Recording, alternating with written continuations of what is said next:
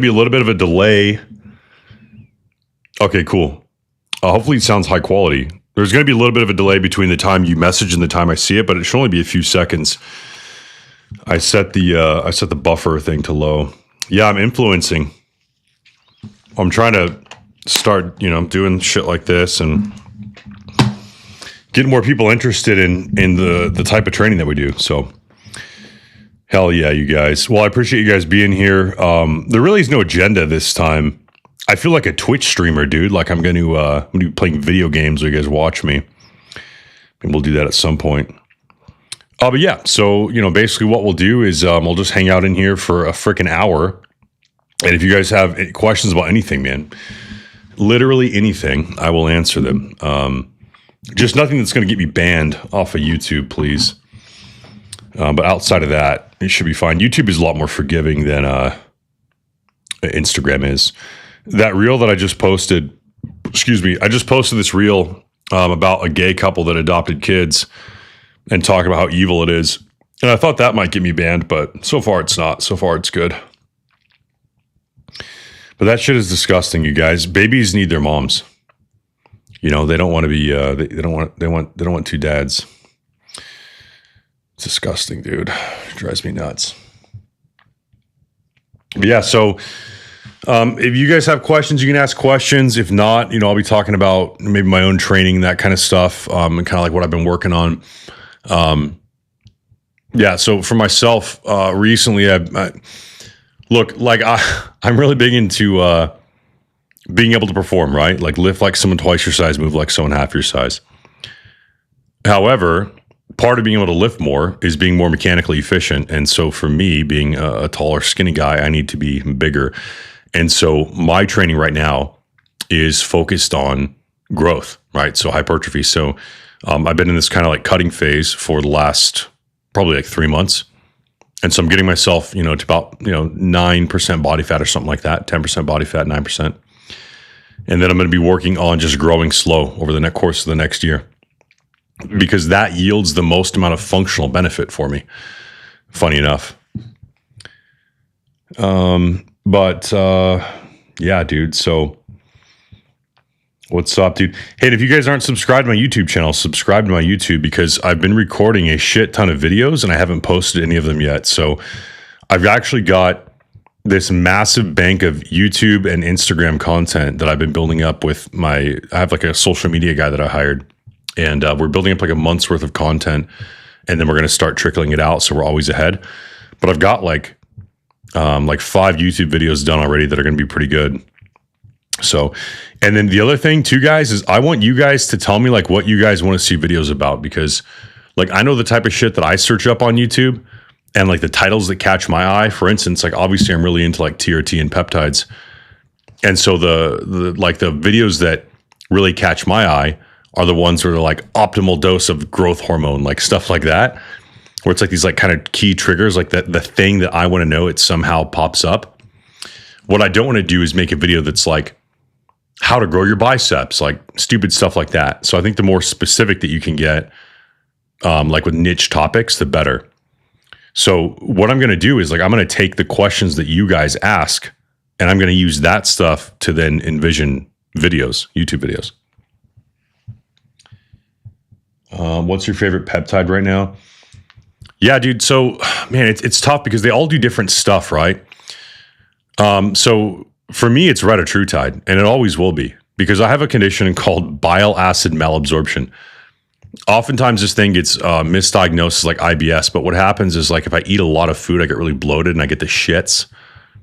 But this retatrutide stuff, dude, if I take like 1 milligram of it, digestion's perfect.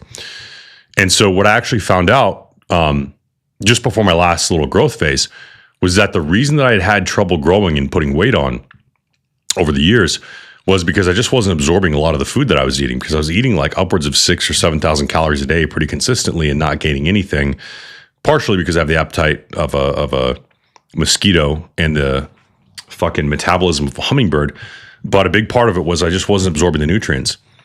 Now, I love retatrutide because you can keep your insulin sensitivity up. So if you're running growth hormone, if you're eating a lot of food, you can keep your insulin sensitivity up, which means you're going to partition more of those nutrients towards muscle as opposed to body fat.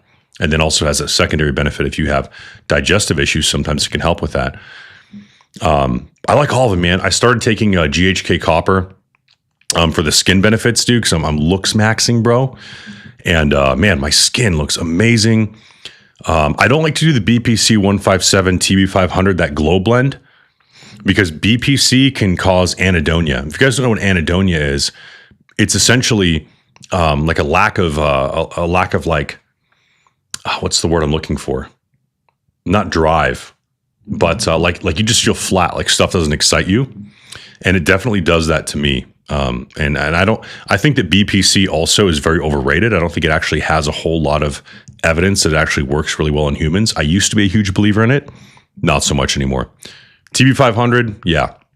But the other problem with running BPC year round, like a lot of guys do, is that you're promoting angiogenesis, or the formation of new blood vessels, 24/7.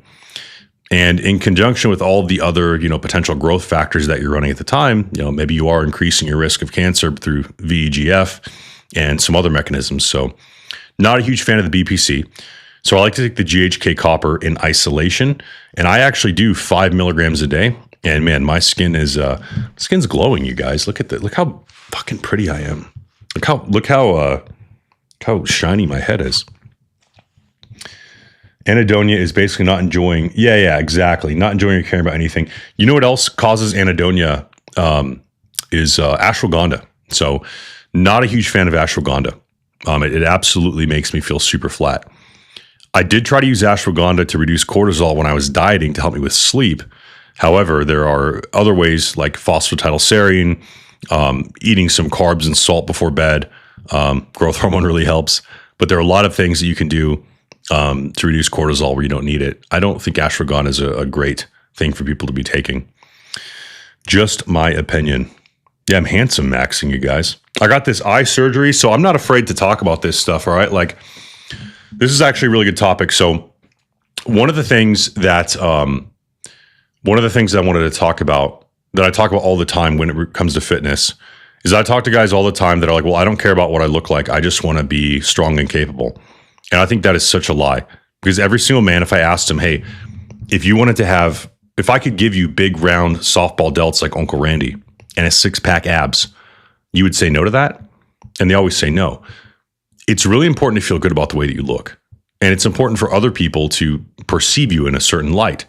Okay, because yes, it's important to be strong. It's important to be fast and be able to kill bad guys. But how often are you doing that?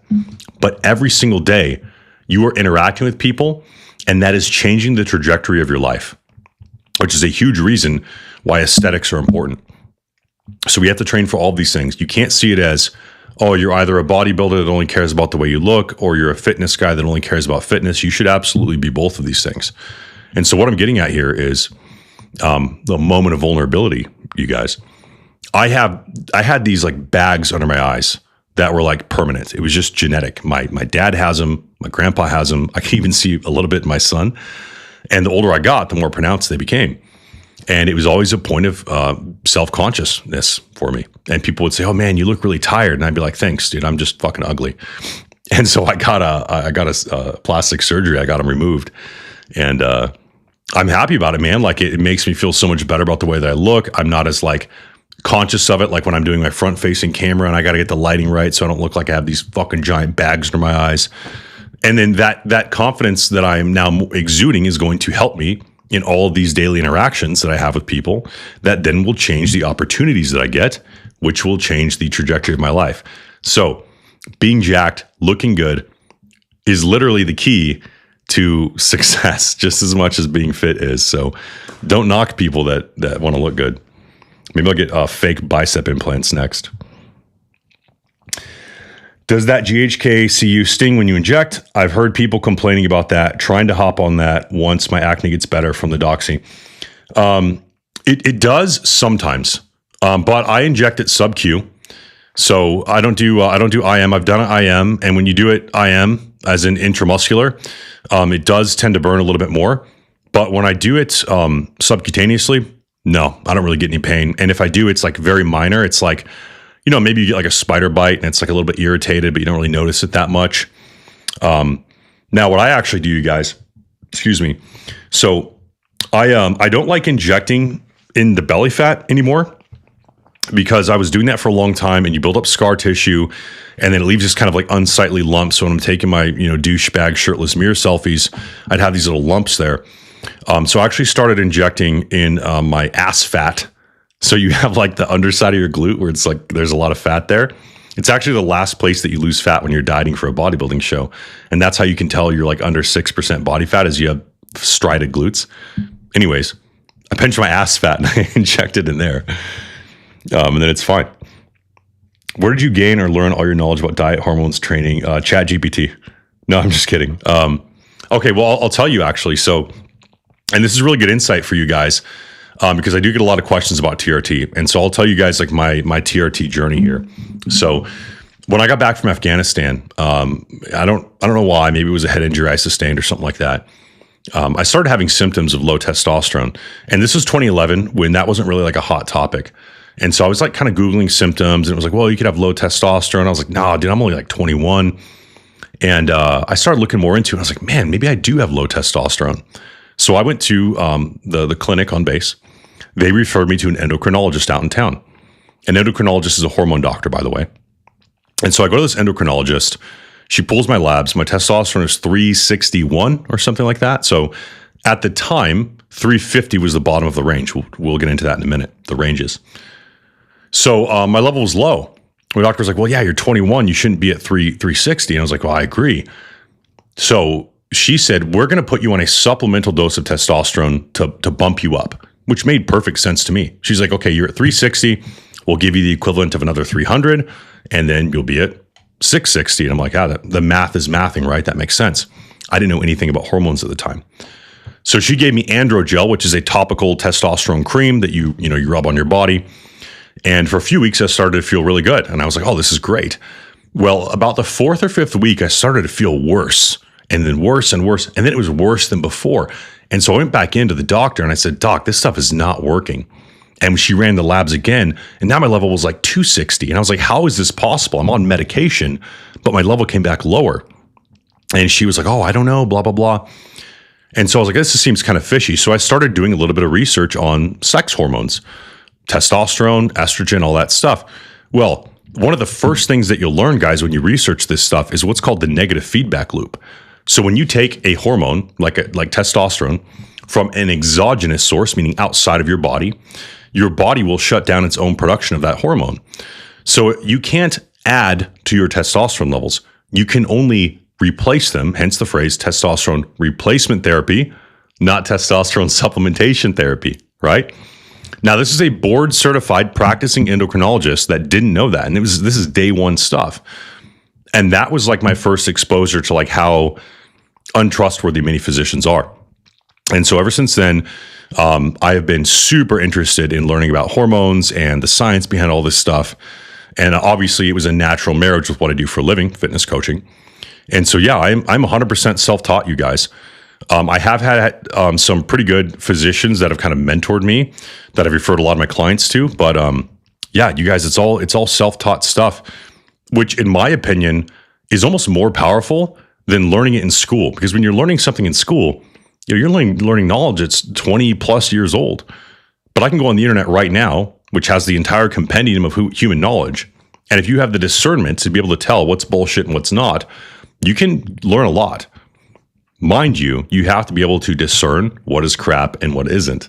So you have to, you got to be a smart cookie here. But yeah, so that's how I get into that stuff, guys. All right. Literally injecting right now. Yeah, I bet you are, dude. Saw a YouTube comment you made on a Vigorous Steve Q&A from like a year ago, and it made me do a double take when I saw your name. Yeah, we do a little shit posting. The Q&A thing, Vigorous Steve is kind of somebody who inspired me to do this. I wanted to do something kind of similar.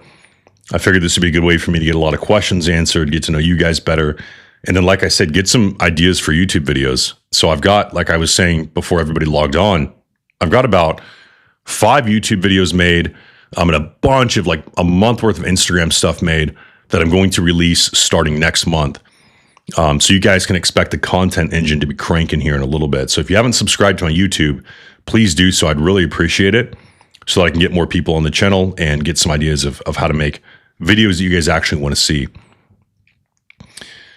So yeah, I didn't do a whole lot of announcing of this live. I literally just did it like once, 2 hours or like an hour ago. So I don't expect this thing to blow up or anything like that.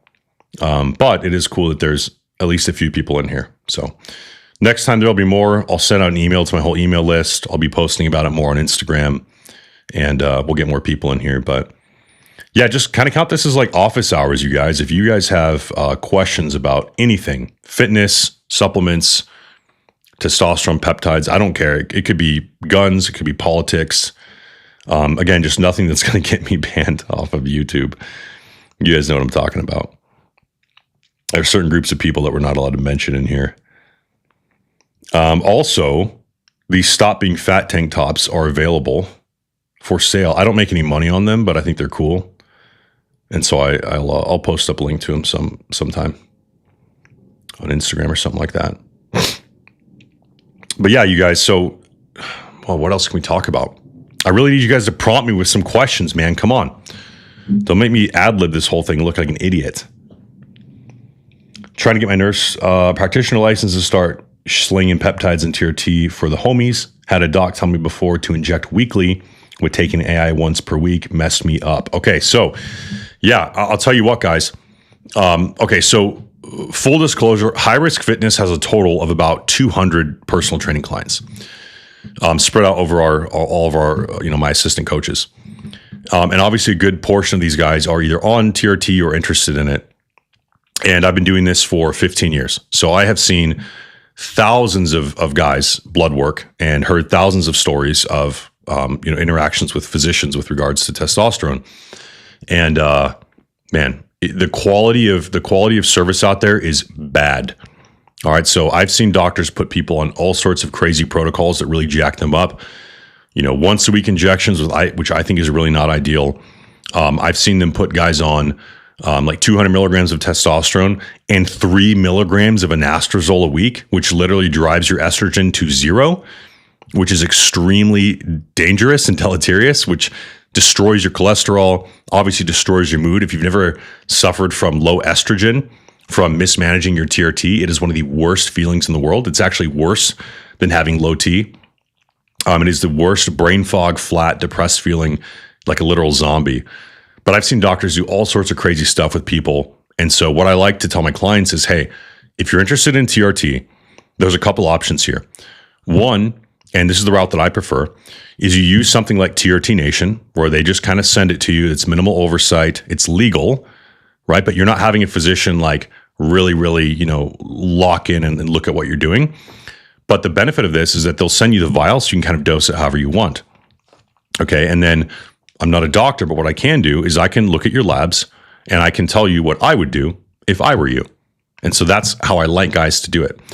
But worst case scenario, what I tell guys is, hey, if you go to a local clinic around you, which I don't recommend because they're going to rip you off, tell me what they say before you hire them, before you pay them, and I'll tell you if they're jerking your chain and if they're on the right protocol, especially with things like fertility, right? Everybody wants to maintain their fertility, or at least I hope that you do. And a lot of these clinics are not putting people on fertility regimens, which is very, very dangerous, because if you are infertile for a long enough period of time, it can be very difficult and very expensive to restart your fertility. But if you're on a good fertility protocol, when you start TRT, you can maintain that fertility. So I've been on TRT for 15 years, never had an issue conceiving. All right. What ancillaries do you run or have made the most difference for you? Blood pressure, beta blocker, AI. Yeah, ancillaries for TRT. So I don't run an aromatase inhibitor, because if I keep my body fat low enough, and I run about 140 mgs of testosterone a week, which is 20 milligrams a day, my estrogen stays in a good range where I feel really good. So I don't typically run an AI unless I'm running a higher dose of testosterone where I need an AI. I do take telmisartan for blood pressure. However, my blood pressure is not TRT induced. I just genetically have high blood pressure.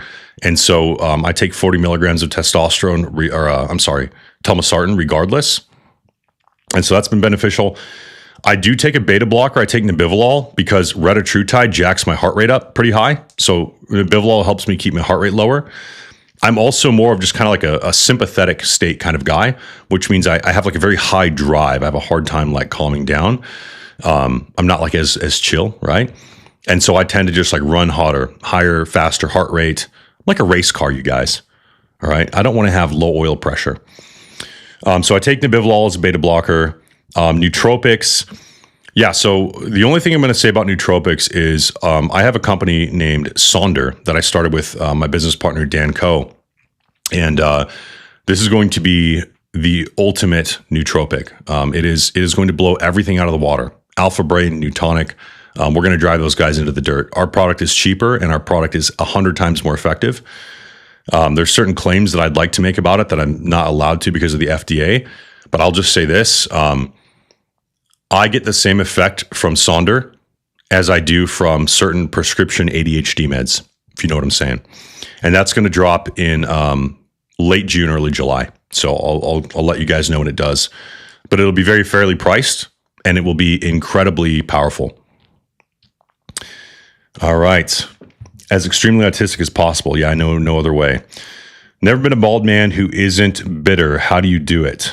Well, I'm tall and jacked, and so I'm not bitter about being bald. I think if I was like short and fat or short and skinny, then that would suck.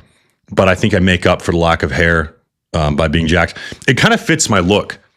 Like I have this like felon look, and I have a good shaped head. I don't have like a wrinkly head or a weird shaped head, so I pull off the bald look good. So I'm not really worried about it. And actually, I found out I was balding because somebody took a video of me deadlifting one day from the front. And so I was like this, leaned over deadlifting. And I watched the video and I was like, oh, that's funny. Like the light is shining in my head. It looks like I have a bald spot. And the guy was like, bro, you do have a bald spot. And I was like, what? I was like, why didn't you ever tell me this? And he's like, I thought you already knew. And so I rewatched the video and I was like, hell no. I was like, I'm not going to be one of these guys that's trying to hang on to his hair. I was like 25. And so that night I just shaved it, dude. And ever since then, I just shave my head every night in the shower. All right. Rucking. I get questioned about going heavy, 60 plus pounds. Other people, idiots, claim that there's no benefit going past 20 pounds. Well, that'd be like saying there's no benefit to going past a certain amount on the bench press, right? Or I do calisthenics instead of lifting. It's all dependent on the stimulus you're trying to create. So what I like to do, and it depends on that's such a weird thing to say. That's like saying there's no point in doing weighted pull-ups, that you could just do more with body weight. So what I like to do is I'll do a lighter, longer ruck, right? So that's more of like an aerobic distance. And then I'll do a heavier ruck that's like 25% of my body weight. And I'll do a mile for time. And I think it is really beneficial to alternate those two, just like with lifting, you guys. Some benefits of rucking people don't think about. So it's gonna help with your back health. It's gonna help with your core strength. Obviously, you're gonna burn a lot of calories. Obviously, it's a very useful skill to have, but you're also stiffening tendons and ligaments, and so it's really good for injury prevention too, which is why I love rucking. All right, question. If you had a client that was 115 pounds soaking wet and wants to gain weight besides nutrition, what would his training look like? His training wouldn't look any different than anybody else, okay? So sometimes guys will ask me like, well, how do you change your training when you're like bulking or cutting? I don't. Okay. The goal of training is always to increase muscle mass. Now that is, mitigated or allowed for by how much you're eating. Okay. But the goal of the training is always to build strength, build muscle. Now, if I'm eating less, that's going to happen slower, right?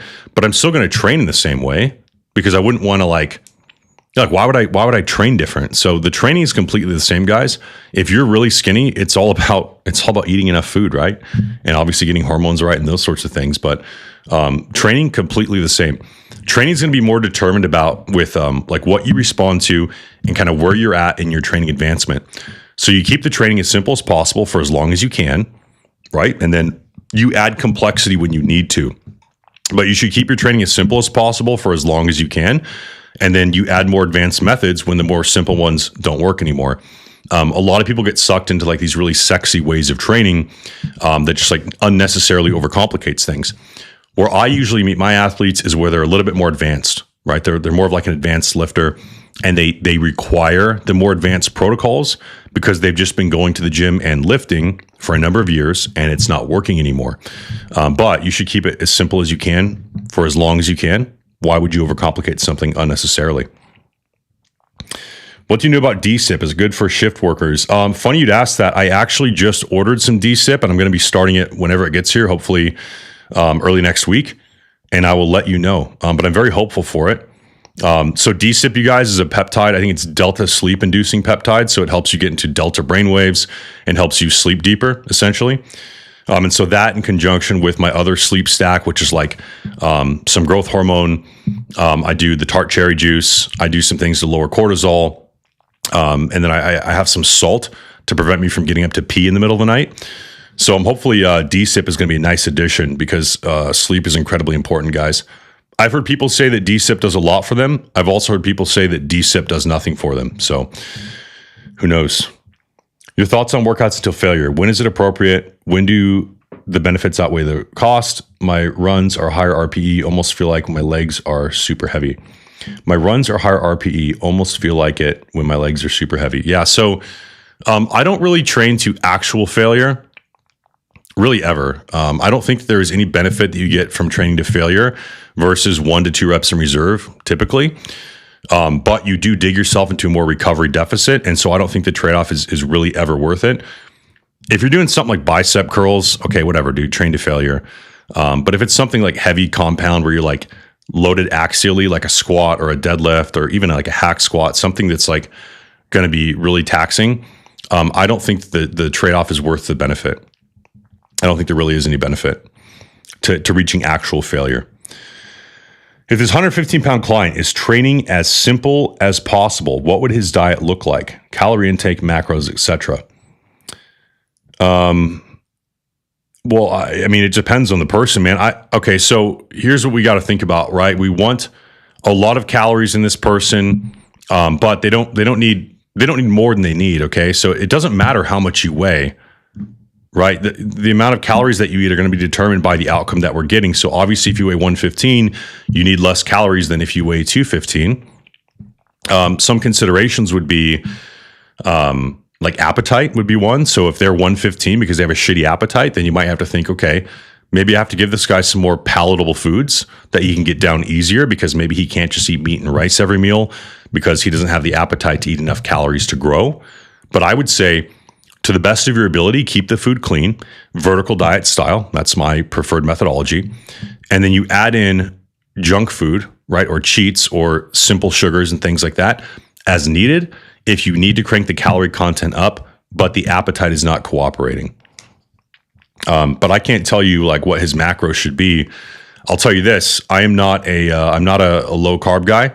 I think that you need to have a set amount of proteins and a set amount of fats, and I think those should comprise a smaller portion of your diet, and then your carbohydrates are what you should manipulate to change the training performance and change the body composition. Low carb is dumb. And when I say low fat versus low carb, I don't mean no fat. I just mean the minimum amount required. All right. Would you say a basic program of bench, squat, deadlift 3 times weekly is a decent program? I'm still seeing 3 to 5 pound increases on the lift each week. Anything we're changing? Yeah. So I'll tell you this, like, how long are you going to be able to add 5 pounds to the bar? If you're a completely novice lifter, I would believe you that a 3x5 squat, bench, deadlift program is making you stronger. It's probably building muscle mass. It's a great place to start. However, that's not sustainable because very quickly you're not going to be able to increase by 5 pounds every single week. And if you think that you can after a few months, it's probably because you're one of these people that took time off of training and now you're getting that muscle memory back. And so you feel like you're getting stronger again, but really you're just kind of getting back to where you were. And so I think that it's unsustainable. A lot of people tell me like, oh, I'm adding 5 pounds every week. And I'm like, oh, so you're benching 500 pounds? And it's like, no. Well, there's something wrong here then. Like you're not really adding 5 pounds every week. But yeah, if you can progress linearly like that, then 100% do it. I will say this: if you're only squatting, benching, and deadlifting, you are leaving a lot on the table because nobody is going to develop, very few people are going to develop all of their musculature equally in those movements. So for me, for example, I have super long legs. When I back squat, my quads aren't really involved because the way that the squat works for me mechanically. So I got up to a 585 back squat and my quads still looked like I didn't, like people were like, oh, you don't do legs, bro. And I would like rage. I'm like, I squat 585. Well, then I started doing leg extensions and hack squats and my quads grew. And because my quads grew, now they were no longer the most underpowered portion of my squat. And then my squat went up again, right? So don't neglect the isolation work, guys, just because you're one of these people who wants to be, quote, functionally fit. Functional fitness is a meme. Stronger muscles are more functional. If I can make your quads stronger, your hamstrings stronger, your glutes stronger, you are more functional. You need to learn whatever movement patterns you need to do for your sport or whatever your tactical application is, sure. But that is like the dance that's happening, but it's being facilitated by the strength of the muscles. Does that make sense? Okay, so you can get stronger at movements like the squat by developing muscles in isolation as long as you're still practicing the squat. So don't knock the isolation stuff, guys. Muscles either get stronger or they get weaker. They get bigger or they get smaller. There's nothing magical about a squat versus a leg extension when it comes to quadricep development.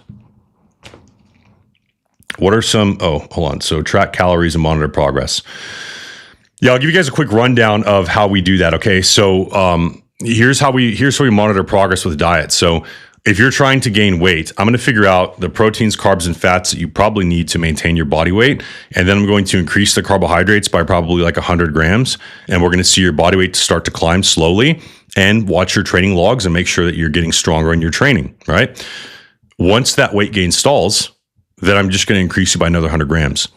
However, if you were to say, oh, I'm going to do the dreamer bulk, and you go and you add 1,000 calories to your diet, well, if you can only build 100 calories worth of muscle a day, now what? You're going to build 900 calories worth of fat? Like, what's the point of that? There is none. Fat mass isn't contractile tissue, okay? So we just add a little bit at a time and adjust based on progress. What are some good exercises to improve speed as an older athlete? The same things you would do as a younger athlete, right? You just have to monitor stiffness and recovery. Maybe you have to do a little bit more targeted recovery stuff. Maybe you have to do a little bit more eccentric training to improve like tendon and muscle like strength. So, for instance, guys that tend to pull their hamstrings when they're sprinting, especially if they're older, will do a lot of like eccentric Romanian deadlifts, eccentric hamstring curls, things like that. But the methodology is the same. If you're 70 years old or you're 20 years old, it's your body, mechanically works the same. Now, if you can't handle as much sprinting because you're older, maybe you use something that's lower impact, like a bike or a rower, right? And you build it up that way. Isolation work is functional. Yes, it absolutely is, you guys. Just finished a lift from you, Randy. Just wanted to join and say the carbs are crucial. I was underfueled midweek and my numbers clearly showed it. Also, tart cherry is the number one sleep hack for me. Yeah. So guys, I buy it's just this tart cherry concentrate. I think the company's Orchard Bay on Amazon. And they send it to you in this bottle, and it's like a syrup. And I think it's designed so that you can like mix it with water and make like a juice. But what I do is I just pour it in a tablespoon. I take 2 tablespoons before bed, and it knocks me out. But yeah, carbohydrates are crucial for performance, guys. There isn't a single person on this earth that's gotten big and jacked eating no carbs. There are people who do this keto carnivore thing, who maybe they can maintain some of that. But there's a reason that there's no Olympic athletes that are carnivore or a keto. So big fan of the carbohydrates, guys. What other questions you guys got or follow-up questions? Let's hear them.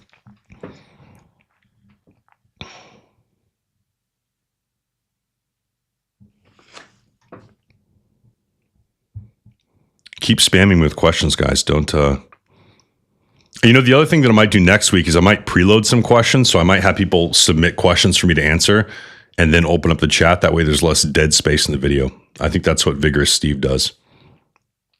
But yeah, man, the carbohydrates are key. And you want your carbohydrates to be clean. And by clean, I mean easily digestible, which is why I'm a huge fan of the white rice. People will say, well, white rice has no vitamins, no nutrient value. Well, that's fine because I'm getting all my micronutrients from other foods. So the carbohydrates are literally just a substrate for energy. I'm not using them to fulfill any kind of micronutrient requirement.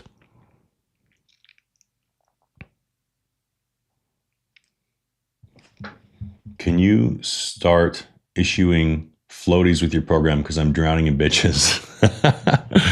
Sure you are, buddy. Yeah, there's a little bit of a delay in the chat here. But yeah, guys, I'm telling you, man.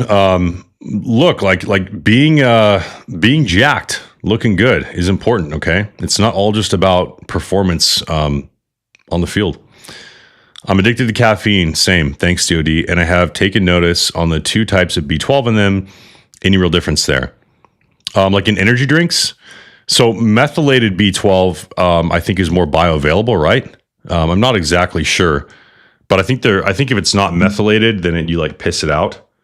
Yeah, vitamin B12, vitamin B6, niacin, B5. I don't know, dude. I haven't noticed any difference from taking B vitamins or even methylated B vitamins versus just drinking fucking caffeine and having good sleep. So you posted some dry fire program the other day that would be dope to have on our training in case of us that are for those of us that are interested. Yeah. Okay. So with the Operation Human Weapon program that I'm kind of like relaunching here, there is a dry fire component to it. Okay. So you have your lifting training session of the day, and then there is a 10-minute structured dry fire session after or before that. And so what I'm going to do is I'm going to build that out and give the option to do that to my one-on-one clients as well. I just have to build out the program in True Coach. Can you go into movements like the single leg drop jump? What specifically does that work? Yeah. So what I like to do, guys, is I like to use what I call like a potentiation exercise before the main lift. Okay. The reason is because if we're trying to build explosiveness and like rate of force production, I guess would be the technical term for that.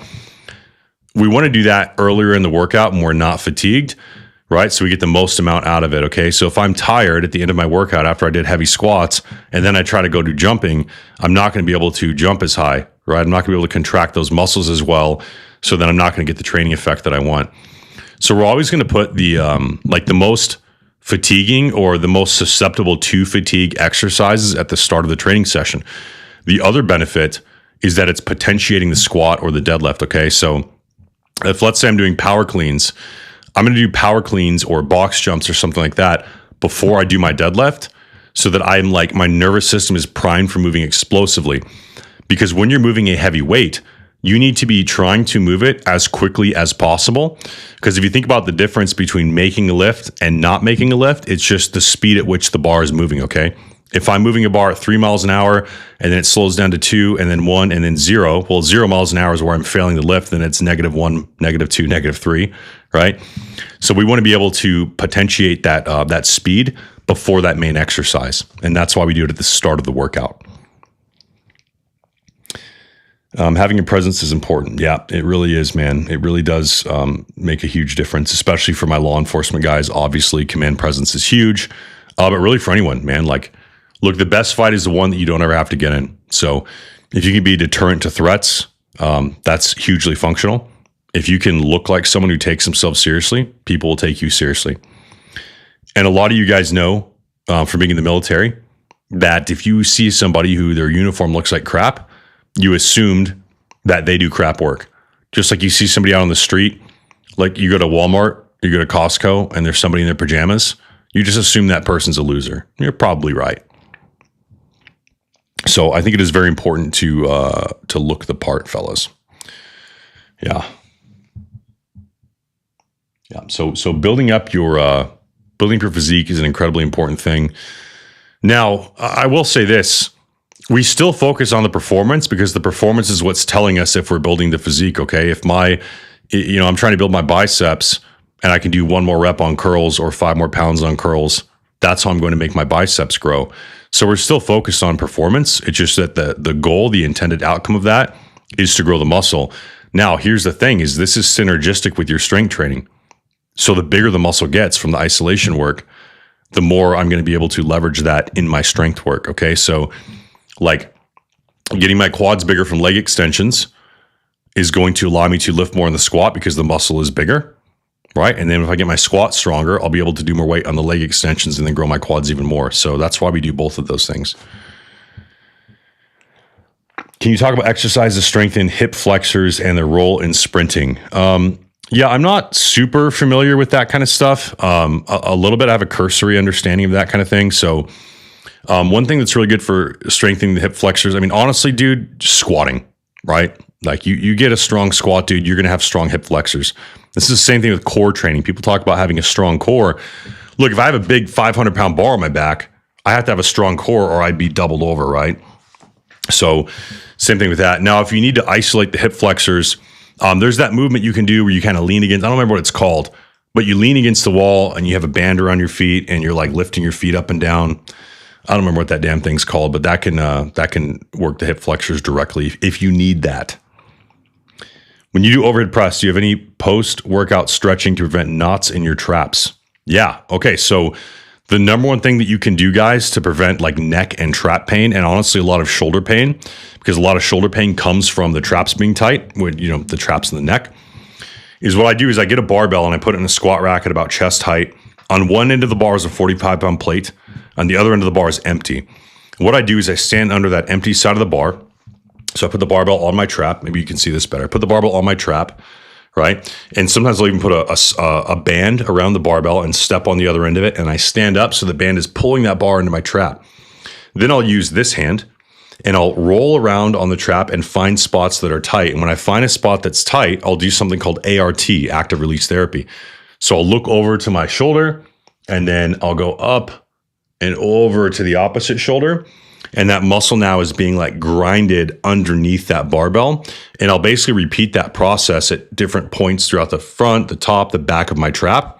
The other thing is that if you have shoulder pain that you're not sure what it is, you can do that same thing. So you put that barbell on the shoulder and you can do some side raises. You can do some front raises. You guys like this position, right? And that will help release the shoulder. So, there was a point where I couldn't even overhead press the bar, and I thought there was something wrong with my shoulder. Turns out my trap was just tight. So I did that trap release, and all of a sudden I could press 225 again, like literally 5 minutes later. So take from that what you will. Great answer on the bald question. I agree. What would you say is the biggest challenge when trying to onboard new clients? Just getting enough information out of them, right? So, the thing with one-on-one coaching is you have to be very communicative. And if I have a client that's not telling me something, that's going to be a problem. So if you hurt your back 3 weeks ago and you just tell me about it today and I didn't know about it before, that's an issue, right? So the more I know about you, the better I can make your programming. And so I would say that's probably the biggest problem. Other than that, we have a pretty streamlined process. Like I've onboarded hundreds of people into my coaching system, and so I'm pretty good at it. And what I'll do is like the first couple weeks when I'm watching somebody's training videos, I'll be able to work out a lot of the kinks with their technique, their execution, things like that. A lot of guys, they're swinging the weights around, and I wouldn't know that unless I saw it in training videos. So if I give you bicep curls and, you post up your numbers, it looks good. But if I see a video and you're like doing this thing with your bicep, right, you're swinging your body all around, I have to be able to correct that to make sure we're doing the movement correctly. So it really just comes down to the coaching. The onboarding process itself is pretty simple, but usually the first month that somebody's training with me, I'll be a lot more like honed in on that specific athlete to make sure that we're working all the kinks out, because we want to make sure that training is being executed properly. Yeah. Need more tanks to show off the shoulder progress. Yeah, cut the sleeves off. Just cut the sleeves off to some shirts. That makes a pretty good aesthetic. What does it say? Brownie on the block has made me king the neighborhood, even with the guys sagging pants. Look, I have no idea what you're saying. That I don't even know if that was English. But yeah, I mean, you gotta look scary. But it doesn't matter, you guys. I mean, sometimes if someone's like a crackhead, or like when I was a bouncer at a bar, being big and scary actually I feel like got me in more trouble, because like drunk guys always want to pick on the big guy. Maybe it's like, if I beat up the big guy, then I took the big guy down. If the big guy beats me up, well, he was bigger than me. But I got picked on a lot more than the other bouncers at the bar. I tended to get more like drunk guys trying to bow up to me. So, and there have been a couple times, I don't know what the legal implications of talking about this are, but there have been a couple times where I was carrying, and I happened upon people who were drugged out and came at me, and I had to present a firearm to defend myself. Thankfully, I never had to pull the trigger, but yeah, I don't know. I mean, maybe sometimes like being bigger makes people want to mess with you more, but I would say in general, it's the opposite. So, all right, what else you guys got? Give me a few more questions here. We'll go for another 15 minutes, and I'll just wrap if you guys don't have any questions, but the more you have, the better. It's English, you just can't read. Hey, don't talk to me about English, Rasa. Just making a comment to another person's point. Oh, okay. Is there a rough price range you could give for your coaching? Does it vary or flat rate? Yeah, there's a reason I don't publish my prices. So one of them is because there are a few different like kind of ways that I do things. It would be like this, okay? It's like going to a mechanic and saying, hey, how much is it going to cost to fix my car? Well, I have to know what's wrong with your car first before I can tell you how long it's going to take to fix it and how much it's going to cost you to fix it. Okay, that's kind of how I consider myself.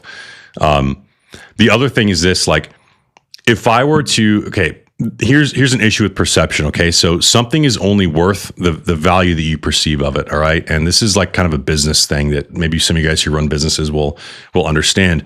But let's say I told you I had a car for sale and it's $10,000.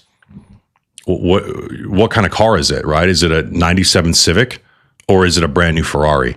Okay, so I have to get somebody to understand like, hey, you know, I'm going to take you from 300 pounds to 200 pounds with abs, and I have to be able to I have to be able to convince you that I can do that before you can make a determination about what the value is. And that's what's kind of frustrating about these questions about price is that, okay, you know, if I was a genie and could snap my fingers and I could put you in the exact body that you wanted, how much money would that be worth to you? Right. And usually people would say, oh man, I'd go take out a loan. Right. So then when people have objections about like the price of stuff, it's because they don't believe that it's going to be beneficial to them. So I don't ever talk about my prices because what I found is that like most fitness influencers online, they're giving people generic 8-week programs. It's garbage. It's ChatGPT. There's not a lot of support, right? And so if that is your perception of what coaching is when I tell you what the price is, then you're going to make a value determination that it's not worth it. See what I'm saying? But if I could say, okay, you know, you go out to dinner and the dinner is $10,000. That's an expensive dinner. I'm not going to drop $10,000 on dinner. But if I told you I was going to give you a brand new Lamborghini for $10,000, even if you don't like Lambos, you could resell it. But you're going to say, oh, dude, I would do that. I would take that deal, right? So it's really important that you get an idea of like how serious you are and like how much you think that thing is going to benefit you before you decide if you can afford it or not. Because you can afford anything, right? Like, you know, you can't afford to go buy a car, but you need a car so badly that you will go finance a car. See what I'm getting at? I know that's a kind of a roundabout way of saying things, guys, but again, like I hate talking about money because of that reason. It's very, very frustrating. But I have a multitude of programs that I have, and typically I can find some that fits somebody's budget. Maybe we can work out a payment plan. I have different tiers. I have payment options, all this kind of stuff. And so I'll tell you this, if you're somebody that I want to work with, if I think that I'm going to get like a night and day transformation out of you from the interview that we do on our initial call, I'll make it work for you. So worth every penny, been a life changer. Yeah. And so that's the thing. That's the frustrating thing is like, unless you know that it's actually going to change your life and you see people, if you see other clients that I have saying, oh, this is going to change your life. If you don't see that and you're so used to like where you're at and you're like, your perception of the amount of progress that you can make is like very minuscule, you're not going to spend money on that. And rightfully so. Been a client for 1.5 months, never been in the gym before. Program is amazing. Results are crazy. Hell yeah. Oh, what's up, David? Yeah. Moving more weight and feeling amazing. What pre-post supplements are an absolute necessity? Yeah, so I wouldn't say there's anything that's an absolute necessity. It's always a case-by-case sort of basis. I will say that almost always before training, you want to be having carbohydrates and salt. So the best supplements you can have before training are going to be carbohydrates and sodium, okay? The sodium opens up the channels for the carbohydrates to go in. The carbs fuel the training. If you want to talk about like actual supplements, again, it's very dependent on the person. Some people have them do like an intra-workout carbohydrate drink. We'll do creatine intra-workout. That's always a great idea, 5 or 10 grams of creatine. If we're in a dieting phase, We'll use some essential amino acids. Post workout is really the only time that I like guys to use whey protein. Not a huge fan of whey protein because it doesn't digest very well. It digests very rapidly. And so it's not a good source of sustained amino acids in your bloodstream. A lot of it gets converted into glucose, blood sugar. So the only time that I would ever use a whey protein would be a whey protein isolate, and I would only use it post-training. I don't do whey protein at any other point throughout the day. But other than that, man, it's really going to be dependent on the person. If I have somebody that they have a hard time, calming down after training and they're training later in the day and they need to get to sleep, maybe I'm going to give them something that's actually going to calm them down, like L-theanine we'll put in post-training, something like that. But it's really tough for me to give those kind of blanket statements. Explanation makes sense on pricing. Yeah, I'm glad. Thanks for saying that, man. I don't mean to be like cryptic or like seem like I'm holding out on people or trying to scam people or anything like that. But when you think about being a business owner and selling something, it's about value exchange, right? Like I'm exchanging some kind of value to you for money, which is value to me. But you have to understand what the thing that I'm giving you is worth before you can determine if you want to spend money on it or not. This monster was like $350. But I know exactly what this drink does to me, and I wouldn't pay $100 for it, right? But if you don't know, what the training can achieve, then it's very difficult to say, like, well, is this worth it or not?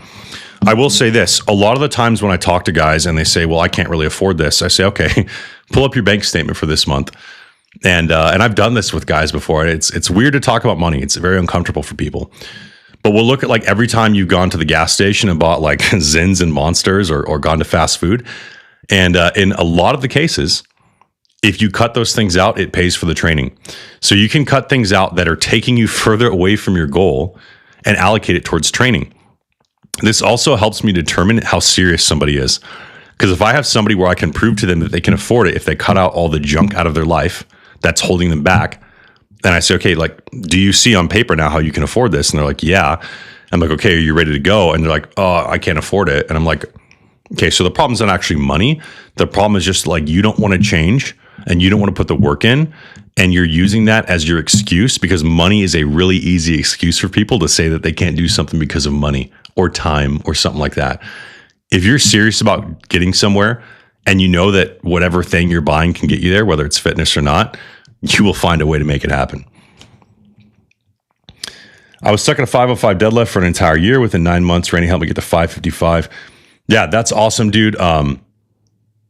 Yeah, look, the longer you train, guys, the slower the progress is going to happen. But 9 months to go from to add 50 pounds to your deadlift in 9 months when you're already pulling 500 pounds is pretty significant. And, the reason that this stuff happens so quickly, the reason that my clients, I think get really unbelievable almost results is because every time we go in the gym, we're doing the exact thing that we need to be doing that day. So if I know what your body responds to, where your sticking points are at, I can give you specific exercises to break through those plateaus. So every single time you train, you're getting better.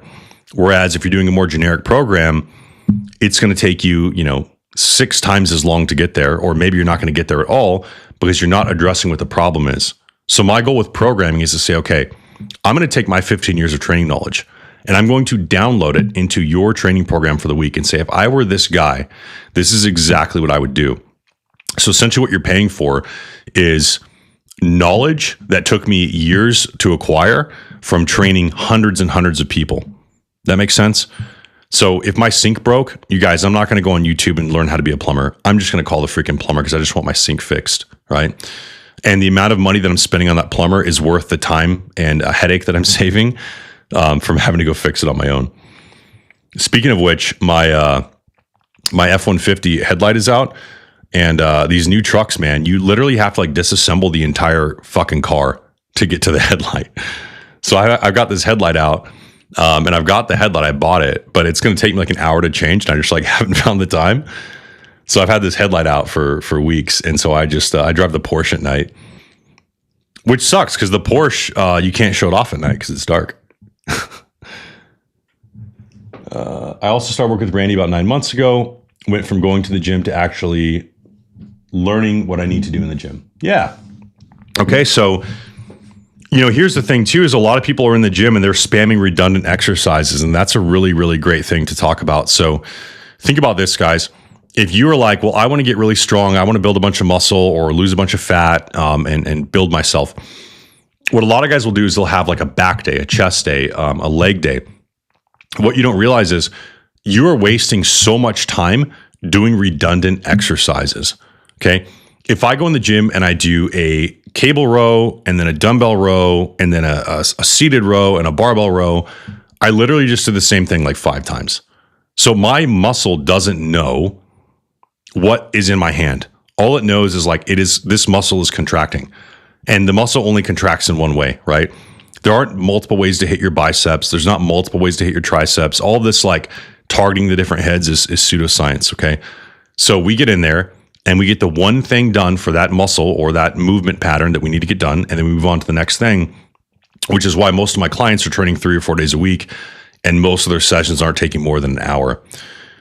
The only time that your session would take longer would be if you're stronger, like someone like Modesto, he's pulling 555 pounds. It's going to take him longer to warm up to that 555 pounds than it would if you were deadlifting 95 pounds. Maybe you'd only need 1 warm-up set.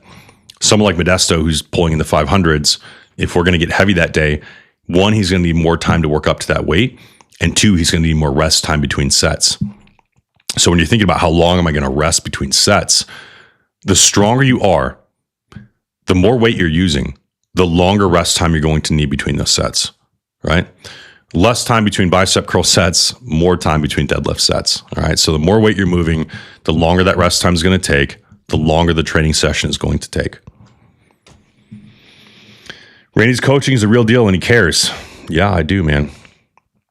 Information is key after all. You guys have helped me add 200 pounds to my squat in 6 months, despite my own retardation. I don't know if you've added 200 pounds to your squat. I mean, maybe not 200 pounds worth of like muscle in the squat, but maybe you're just like weren't proficient with the squat before. I don't want to make like crazy claims about my training, like you can add 200 pounds to your squat in a month. But I will say that a lot of the times we'll unlock a massive PR by addressing some little thing that was holding you back, right? So if you've been kind of like stuck at this position and then we fix the problem, now all of a sudden your body just like skyrockets progress. So that's why it happens a little bit quicker. How long do people usually stay on as a client with you? I would say the average is about a year. Yeah, probably about 12 months would be the average. I have people that I've been coaching for multiple years. I've got clients I've had on the roster for 6-7 years. And then there are people that they stay for 6 months and they're happy and they move on to the next thing. And then, there are also people that they make progress and then that 6-month mark happens where, they're up for re-sign and they like talk themselves out of it, not because of lack of progress, but because they haven't really made that identity shift yet where they just want to train and they're still in that mindset of like, how can I get out of this? Like, how can I get out of doing this difficult thing? And then inevitably they go back to what they were doing before and they get fat again, or they lose strength or they stall. Not to say that you don't gain knowledge and then you can go off and do it on your own. That's totally fine with me. But I did have a client recently who they told me they wanted to take a break from training, like just in general, not from training with me, but from training. And I was like, take a break from training. Like, is that how that works? Like you just, you build yourself up and you get really strong and then you just stop for 6 months and you go back and like, I mean, that's the entire problem that you had before, right? So even if it's not training with me, stopping training is ridiculous. Maybe you reprioritize your time. Maybe you go into like a maintenance mode for a little bit and train twice a week because you have a lot going on. But saying I'm going to take a break completely from fitness is absolutely insane to me. It was certainly a correction of an issue. No mistake in that. Yeah. I mean, look, if we can fix your technique on something, you're going to get stronger. And by virtue of fixing the technique, but then also now you're going to unlock, again, new levels of strength because now you're not going to be held back by the technique. What's a good man? Do you still work at Tier 1 Concealed? What's good man? You're asking me like a philosophical question. What's a good man? No, I don't. I worked at Tier 1 Concealed for I think 2 years. I still coach Jared, the owner, and then Sawyer, Clark Shooter on Instagram. I met a bunch of guys that I met through Tier 1 I coach as well. But no, so I decided to just go off and do my coaching thing full time. When I was working at Tier 1, at some point, I just wanted to do that. It was nothing wrong with the company. I didn't get fired. I didn't quit because I was mad about anything. I literally just wanted to focus more on doing my own thing and being a business owner. Look, I'm one of these people that I could have the coolest job in the world, which I did. Tier 1 conceal was awesome. Firefighting was awesome. I just don't like somebody else being able to tell me what to do. I don't want some other man to tell me when I can eat lunch. It just doesn't sit right with me. Even if you're the coolest boss in the world, even if I'm compensated really well, I just don't like the idea that I have to be somewhere at a certain time and you're telling me to do it. And that's actually why I didn't like the military. I did well in the Marine Corps. I made sergeant, E5 by the time I got out. I never got NJP'd. I was well liked by my peers, at least I think. But I just didn't like the fact that like I couldn't quit if I want, like I couldn't leave if I wanted to. I don't know, man. I just don't like it. So I like running my own business because I'm completely in charge of everything. So, but Tier 1 Concealed is awesome, man. It was a great job. Love those guys. I only run Tier 1 Concealed holsters. I've got one right here behind me. Oh, you guys can't see this staccato, and I guess I can't sell GONS on here, but if you guys are interested in this staccato C with an acro and 4 magazines and a Tier 1 concealed holster, I know where you can find one. Oh, man. The monster is gone. I'll stay on for like 5 more minutes, guys, and then we'll hop off. Nothing wrong with that. What's the current EDC setup? Okay, so my Gen 6 Glock 45 is finished. I got a 7-port on top. I got a tactical pontoon trigger, which I've never used them before, but it's one of the only Gen 6 options right now. They don't have the Glock performance trigger. So I got the ports, that trigger, an SRO, and like an extended slide release. But right now, my EDC is this Gen 5 with the Hollow Sun. So I'm a big fan of the SRO. I wanted to try the Hollow Sun out. I don't know what it is. Like a dot's a dot, right? Like you either find the dot or you don't. The window here is pretty compact. And so I don't know, like the SRO, like that bigger window for some reason just makes me more confident with my shots. Also that smaller 1 MOI dot. But yeah, this is all I carry, guys. This is completely stock other than the Glock performance trigger. I'm just not big on like tricking out guns. And my big thing is if I'm going to EDC a gun, I need to know that it's going to work every time. So I don't like doing experimental stuff. Like the rifles behind me are stock because I need to know that if I ever have to use that weapon in self-defense, that it's going to work 100% of the time.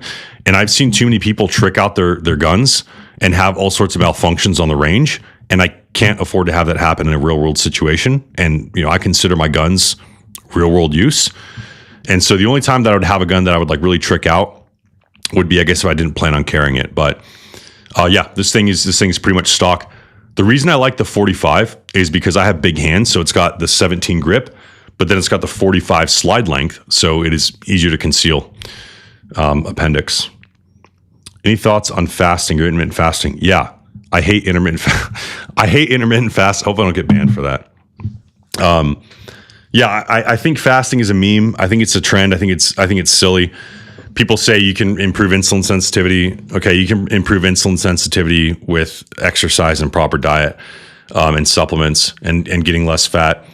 The only time that I like fasting is if you have like severe metabolic derangement and we need to like have you lose a shit ton of fat really fast. That's also the only time that I'll have somebody do like a really low carb diet is if we need to like massively drop body weight really quickly. But it's not sustainable. So the problem with intermittent fasting and low carb and stuff like that is you will experience downregulation of the thyroid. Okay, so your thyroid will stop pumping out hormone as much. What's going to happen is your body fat loss is going to stall.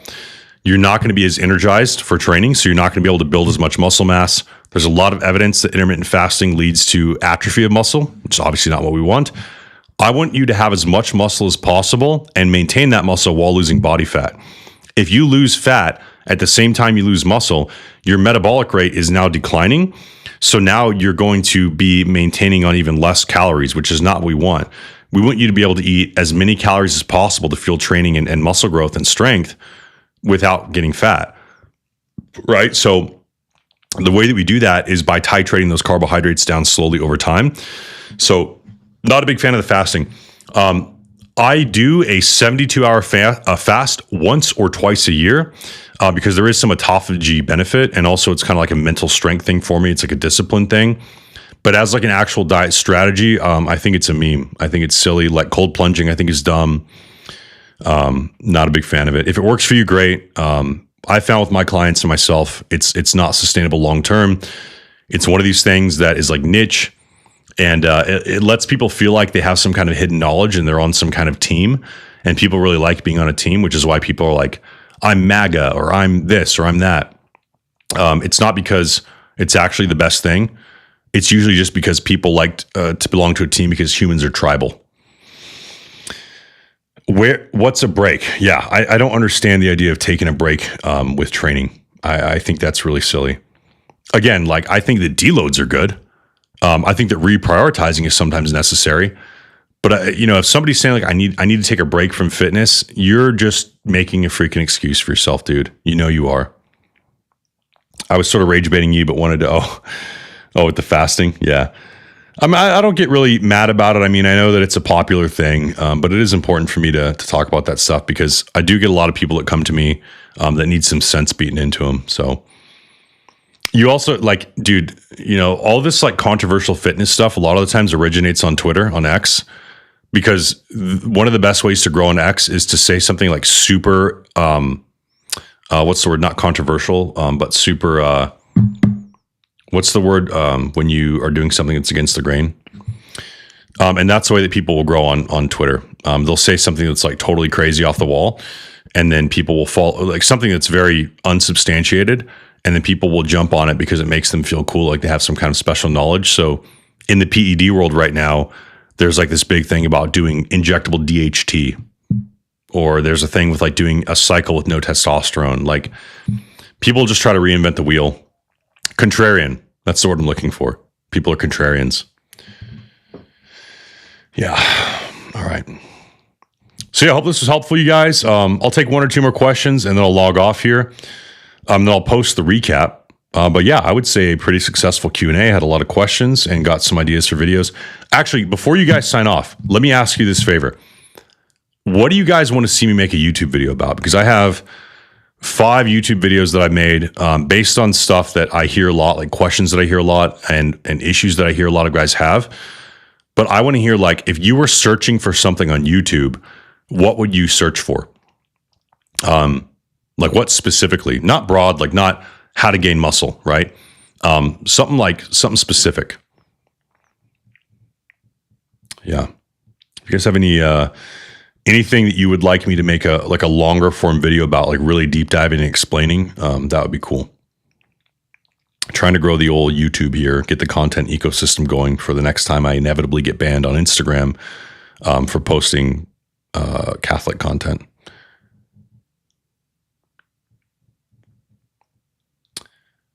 All right. I guess that's it, guys. So appreciate you guys coming on. If you have any other questions, you can DM me. If you guys are interested in training, I don't know how many of you guys in here are clients, probably a good amount of you. You can go to my Instagram page. There's a link in my bio, or you can just go to highriskfitness.com and you can see what I do for training. You can apply for training on there. I have all my programs and sorts of stuff like that on there. And yeah, that's how you can get started. Video about lunges, technique mainly. Okay. Yeah, that might be something that's like a short, like a YouTube or like an Instagram type video, but I can make something about that. Any single leg work is really good, guys, because when you are like if we're trying to bring our squat up, inevitably you're going to have one limb that's stronger than the other, right? So if we can do single leg work and we can bring that lagging leg up, then you can unlock a new level in the squat. So I'm a big fan of doing single leg work. Yeah, that should wrap it up, guys. All right, guys. Well, I appreciate you showing up. Thanks for showing me support. My first ever live stream went pretty well. I'll post a recap. Yeah, I'll talk to you guys soon.